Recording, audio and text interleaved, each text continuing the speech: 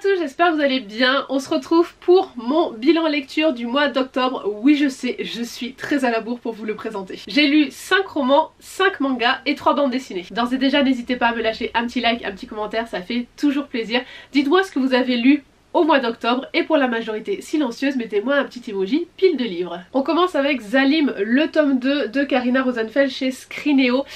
Je vais pas vous en parler dans cette vidéo parce que j'en ai déjà parlé dans ma vidéo sur les sagas terminées, donc pour éviter de faire doublon, je vous invite à aller voir cette vidéo si c'est pas déjà fait. Cette lecture a été un coup de cœur, c'est Ensorcelée de Laura Thalassa chez Roncière. On va suivre Célène qui est une sorcière particulière parce qu'à chaque fois qu'elle utilise son pouvoir, ses souvenirs sont grignotés par sa magie. Elle ne sait jamais quel souvenir elle va perdre, c'est entre guillemets la surprise à chaque fois qu'elle utilise sa magie. Et pour pallier à ça, elle va tout noter dans un carnet, mettre des post-it partout chez elle, parce que sinon elle est capable d'oublier des personnes, d'oublier des rendez-vous, toutes ces choses basique de la vie quotidienne. Célène rêve d'intégrer le chapitre des sorcières de son université, donc c'est une confrérie, mais elle se fait tout le temps refouler. Là, les sorcières du chapitre acceptent sa candidature, mais pour ça elle doit réaliser une quête et trouver un familier. Pour ça elle va partir en Amérique du Sud et dans son avion il y a un problème et elle doit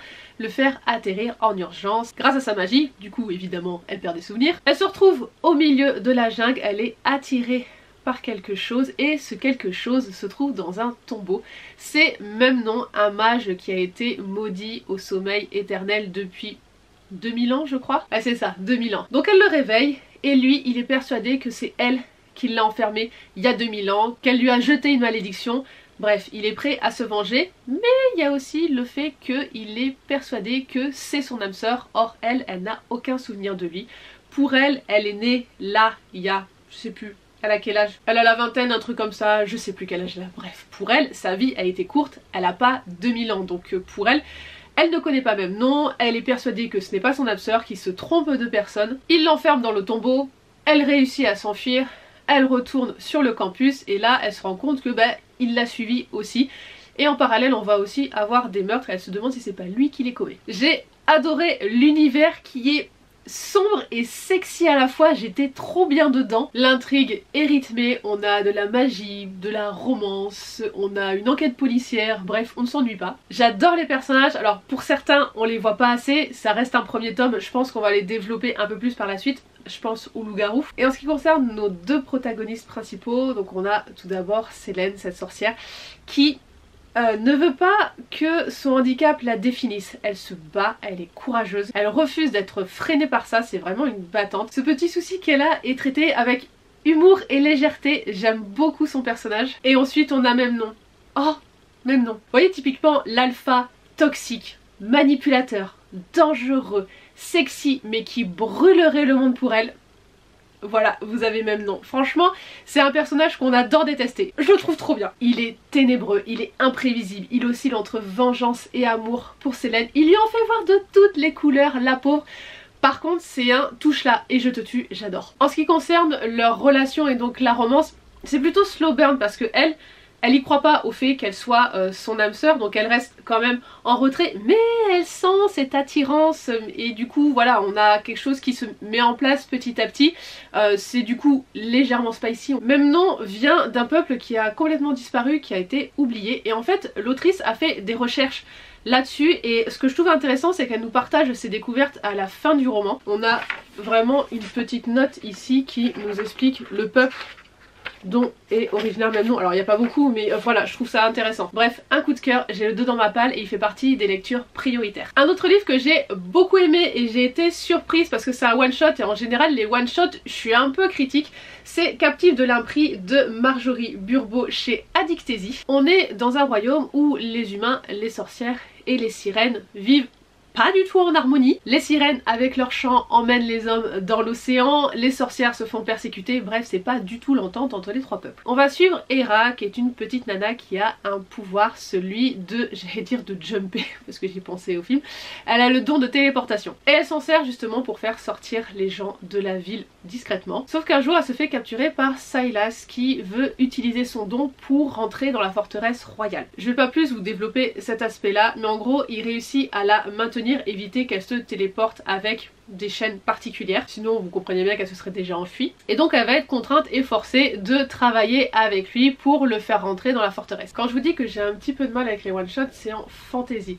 Pourquoi? Parce que c'est un exercice qui est très difficile. La fantasy, c'est un monde qui est complètement inventé, donc il y a toutes les bases à poser. Et le plus dur dans un one-shot, c'est de développer assez l'univers pour qu'il soit intéressant, pour qu'on ait une matière. Mais il faut pas que ça soit trop, sinon on va perdre du temps sur l'intrigue, on va avoir des détails qu'on ne pourra pas développer et ça va être frustrant. Bref, il faut trouver un juste milieu dans le développement de l'univers. Et c'est pareil pour les personnages, c'est bien de développer nos personnages principaux, pas non plus trop en donner sur leur histoire ou des choses comme ça qui amènent en fait plus de questions que de réponses. On évite de trop développer les personnages secondaires, bref, c'est tout un équilibre qui est difficile à faire.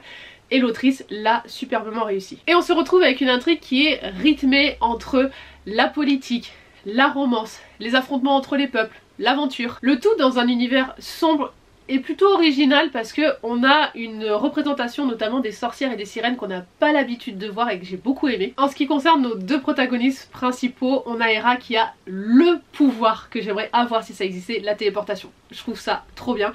C'est une héroïne qui est hyper badass mais humble. Et puis on a Silas, l'homme mystérieux, on sent qu'il est dangereux, faut pas trop le chercher. Il est déterminé mais il est hyper protecteur envers ses proches et ça on aime. Vous vous doutez du coup qu'on est sur une relation entre les deux qui est explosive, on a une proximité forcée, on est donc sur un enemies to lovers, mais la relation est plutôt slow burn et je trouve qu'elle prend pas trop le pas sur l'histoire. Moi j'ai plus vécu ça comme une aventure avec des complots politiques et la romance en fait qui est en toile de fond. Pour ceux qui n'aiment pas les romantésies, je trouve que c'est bien dosé. En bref, j'ai beaucoup aimé et je suis un petit peu dégoûtée que ça soit qu'un one shot. All the Hidden Monsters de Amy Jordan chez Gallimard Jeunesse. On est dans un univers d'urban fantasy où vous avez les humains qui vivent en haut et toutes les créatures surnaturelles qui vivent ce qu'ils appellent donc en bas, c'est sous terre. En général, les créatures restent en bas ensemble, mais certaines vont vivre en haut avec les humains. Et donc on va suivre Sauge qui décide d'aller voir son amie en haut dans son appartement. En fait elle se pointe à son appartement et là elle tombe sur Oren, un mage, et son amie morte. Oren est un mage qui enquête sur une série de meurtres sur des surnaturels. Alors je sais plus comment ça s'appelle l'organisme qui s'occupe de ça. Bref, il n'y a que les mages dans cette organisation, mais Sauge veut l'intégrer, il n'y a jamais eu de loup-garou dans cette organisation. Pourquoi? Parce qu'en fait les mages vivent très longtemps, contrairement aux loups-garous qui vivent une existence, même si c'est un peu plus assez classique, d'un point de vue espérance de vie je parle. Donc en fait cette organisation n'a pas envie de former des personnes qui ne vont pas vivre longtemps comparé aux mages. Mais elle insiste, elle veut absolument rentrer dans cette organisation et en plus de ça, là il y a son ami qui vient de se faire tuer et finalement elle réussit à intégrer et faire équipe avec Oren qui lui avait pas du tout envie d'avoir une coéquipière. Et donc ça va être un roman qui est vraiment sur une enquête policière dans un univers de fantasy. Ce n'est pas une romantésie. C'est marqué derrière que c'en est une. Ne vous fiez pas à ça, sinon vous allez être déçus. En fait, la relation entre les deux va plus évoluer en amitié. On n'a pas du tout de romance entre les deux. Donc voilà, ce n'est pas une romantésie, ne vous attendez pas à ça. En ce qui concerne l'intrigue, elle est classique. J'ai deviné le coupable très vite. Mais après, globalement, ça fonctionne bien. J'ai passé un bon moment de lecture. On a de l'action, l'univers est intéressant et a franchement du potentiel. On croise pas mal de créatures, mais voilà, ce qui est bien c'est qu'elles sont juste évoquées parce que à la base, alors les infos en fait diffèrent. La plupart du temps, moi j'ai trouvé que c'était un one shot dans les infos et finalement il y aurait peut-être un tome 2, donc je sais pas trop, moi j'aimerais bien qu'il y ait un tome 2, mais si c'est un one shot, globalement l'univers est bien traité. Ce que je trouve dommage aussi c'est que nos deux protagonistes principaux sont aussi un peu clichés dans leur comportement. C'est-à-dire qu'on va avoir une Sauge qui est plutôt timide et qui manque de confiance en elle et qui va contraster complètement avec Oren qui est voilà, le mage ténébreux et taciturne. Donc voilà, on est sur une relation où en gros ce sont deux opposés, donc ce sont des échanges un petit peu piquants entre les deux, mais voilà, pas de romance. En gros on sent qu'il y a une romance naissante mais il se passe rien, c'est pour ça que je vous dis ce n'est pas une romantésie. Alors peut-être que s'il y a un tome 2 ça se développera du coup dans le tome 2 et là on pourra dire que c'est une romantésie, mais si c'est un one shot, non. En fait c'est ce que je disais dans ma vidéo où je vous présentais mes sagas en cours, c'est qu'il y a beaucoup de maisons d'édition qui vont surfer sur la romantésie. C'est pas parce que dans une histoire de fantasy il y a un peu de romance que c'est une romantésie. Le principe de la romantésie c'est que l'histoire va servir la romance. Mais déjà il faudrait qu'il y ait une romance pour appeler ça une romantasy. Là c'en est pas une, en gros ce sont deux personnages qui vont apprendre à se connaître et devenir plus amis, il se passe rien de plus. Voilà, c'est vraiment, si pour vous la romantasy est hyper importante, n'y allez pas. Par contre c'est une bonne histoire d'urban fantasy. Allez, dernier roman, c'est une romance, c'est The Heart Beat, c'est le tome 2 de la saga Heart Players de Alice des Merveilles chez Plume du Web. Heart Players, c'est une saga de romance dans l'univers du football américain et dans chaque tome on va suivre un des gars de l'équipe. Dans celui-ci on va suivre Ted et Ashley, donc la fille du coach. On n'est pas du tout dans la même ambiance que le 1. Le 1 c'était assez bon enfant, c'était vraiment le groupe de potes et tout, c'était rigolo. Là pas du tout, c'est beaucoup plus sombre. Vraiment là l'autrice a pris un virage à 180 degrés par rapport au tome 1. Là on a des personnages qui sont beaucoup plus complexes psychologiquement, qui sont torturés, on y aborde des sujets difficiles. Alors il était bien, c'est juste que moi je n'ai pas du tout adhérer à ce couple. Mais ça c'est juste une question de feeling. On a Ashley qui a un comportement, je trouve, ambigu. D'un côté elle est ultra féministe à militer et tout, et de l'autre côté elle est ultra dépendante à ce que peuvent penser les hommes, à l'attention qu'ils lui donnent. Mais c'est une nana qui est autant forte que vulnérable.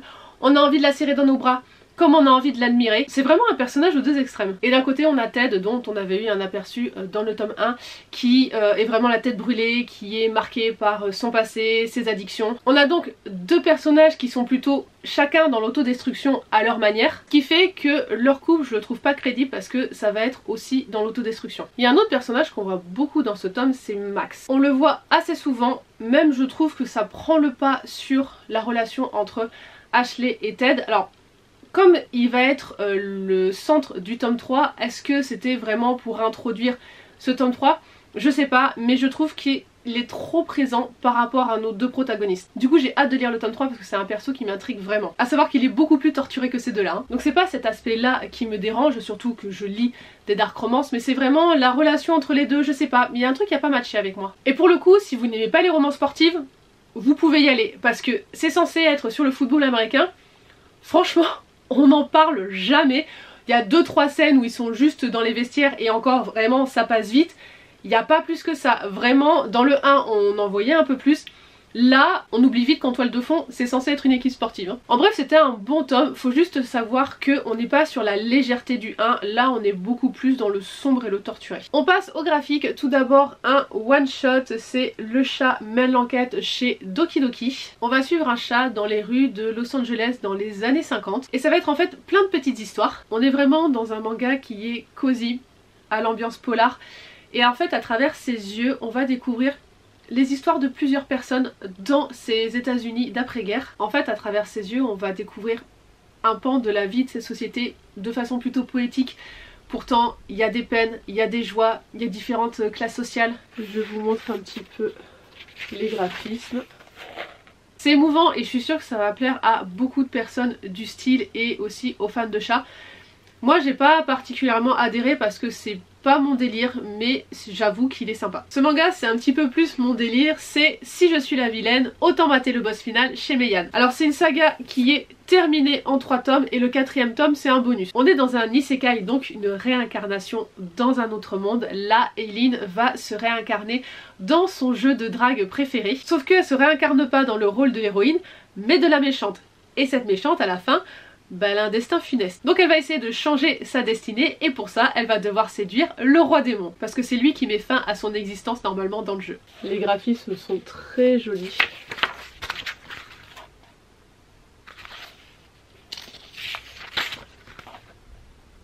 Et franchement j'ai adoré. L'intrigue est rythmée, il y a de l'humour, les personnages sont géniaux. Coup de cœur pour Amande le corbeau et Belle, ouais il est là, Belle le démon. Franchement c'est le duo comique du manga. Entre Eileen et le roi démon c'est une relation un peu particulière parce que elle est vraiment forte et déterminée, genre elle a un caractère vraiment explosif, alors que lui il est plutôt du genre réservé, tout timide. Par contre ses émotions vont se refléter dans la météo et ça c'est assez drôle, en plus d'être poétique. Pour un roi démon c'est particulier. N'oubliez pas de lire les petites BD qui sont sur les couvertures parce que ça va apporter des détails à l'histoire ou sur certains personnages. En vrai j'aurais bien aimé que la série continue parce que 3 tomes je trouve ça un peu court, c'est dommage, franchement l'univers est super sympa. Ce qui fait aussi que l'intrigue a tendance à aller vite parce qu'il faut que ça rentre en 3 tomes. Mais franchement allez découvrir ce petit manga. Dans le tome 4 comme je vous disais c'est du bonus, on va avoir quelques histoires avant puis après, franchement il est pas à négliger aussi. Et on termine avec les 3 tomes de la BD L'Ogre Lion de Bruno Bessadi chez Dracou. La saga est terminée. Je vous avouerai que j'y suis allée un peu à reculons sur cette BD parce que on est sur de l'anthropomorphisme et c'est pas trop mon délire. Et en fait, ça a été une bonne surprise. Je dirais même une très bonne surprise. Alors je vais vous montrer un petit peu les graphismes. Alors je vais essayer de montrer des trucs pas très violents. C'est un peu compliqué parce que ça tranche un peu à tout va. Voilà, donc il faut que je vous trouve des planches un peu soft.